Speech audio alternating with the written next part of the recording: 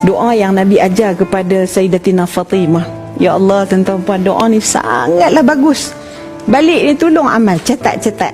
Nabi ajar kepada Fatimah, Ya Hayyu Ya Qayyum, birahmatika astaghith, aslih li sya'ni kullahu, wa la takilni ila nafsi tarfata ain. Tapi Nabi pesan kepada Fatimah, jangan tinggal doa ni tuan-tuan puan. Apa dia? Ya Hayyu Ya Qayyum, wahai Allah, Tuhan yang maha hidup, Tuhan yang maha bersendiri.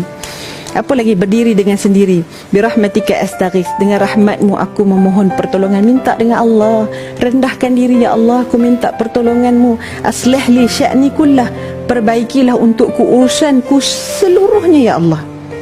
Wala takilni, dan janganlah engkau serahkan diriku, ya Allah, ila nafsi tarfata ain, walau sekelip mata pun jangan, ya Allah, kau beri aku ni berharap dengan diriku sendiri.